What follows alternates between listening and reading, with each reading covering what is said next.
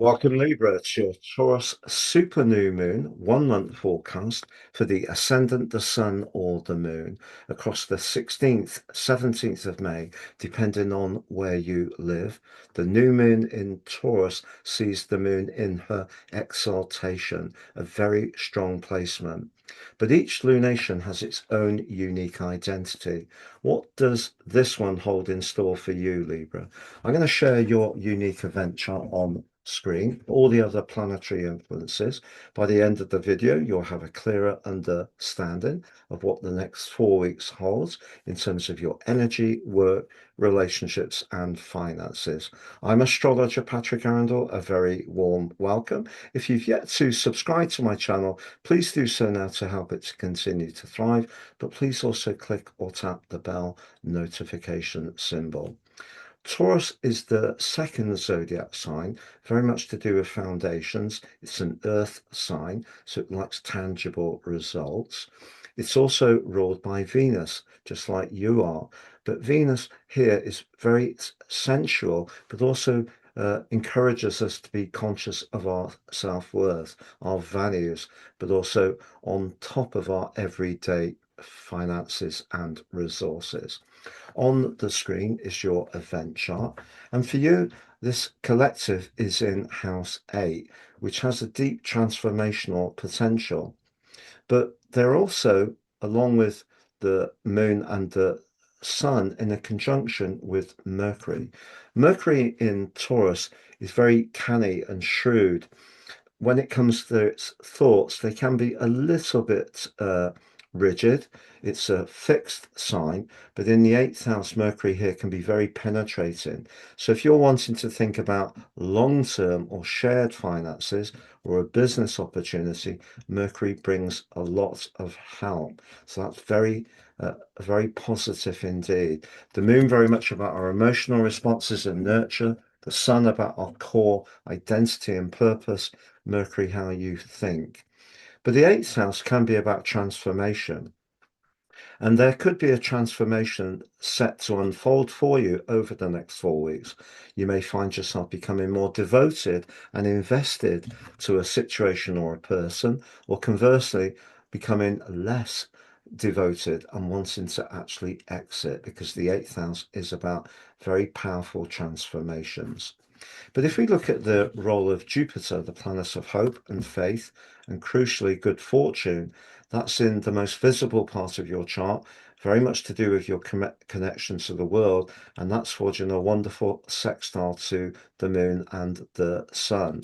So if you are more entrepreneurial, you want to raise finance, you're launching a business, you want to reach more customers, this is a fabulous new moon for you.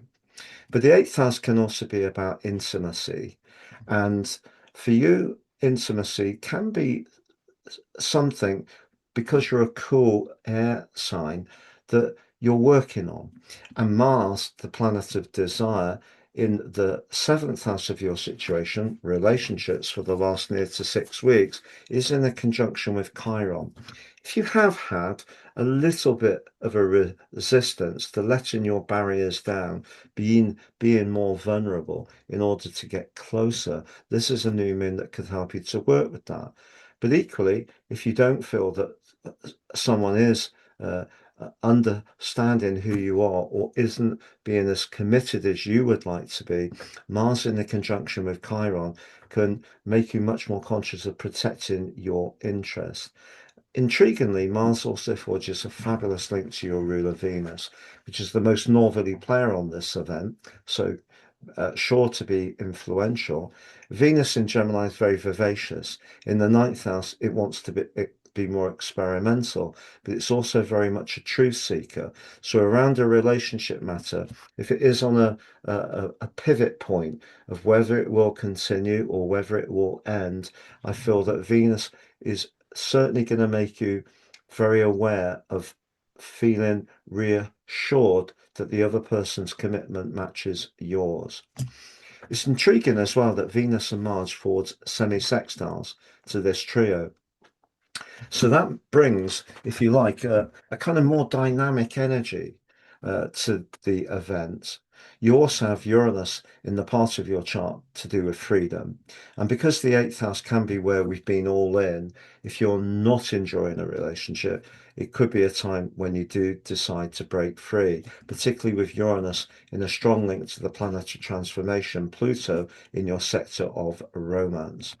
I'm going to summarize those four areas of energy, work, relationships, and finances next, Libra, just to say you can download my free moon factoid. It tells you all about what a super moon is from an astrological and astronomical viewpoint, the mythology, and also gives you some other pointers. Please see that below. I've slashed the price of my personal horoscope reports. You can now get three for the price of one. The one you pay for is your life roadmap, which helps us to understand the patterns that are played out in our lives so far and get a more intimate understanding of them. Free, your 12 months transit forecast and your draconic soul karmic analysis. Please see below for more. I've done this for 30 years full time. And natal astrology is really what helps to guide us more than anything. So please check that out below.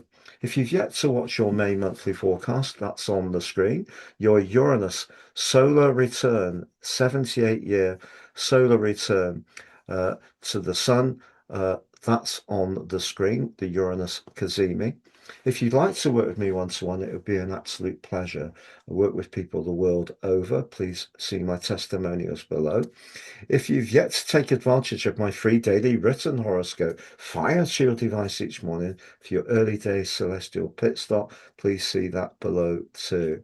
So to summarize, if you're involved in any kind of business situation where you can direct things to some degree, so it may be that you have a good role within a company where you get some freedom to execute your own ideas, I think you could do fabulously well over the next month.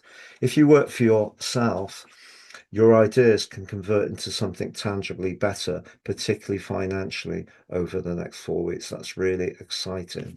As far as relationships are concerned, if you're footloose and fancy three, your desire to overcome some of your own inner blockages can be very strong.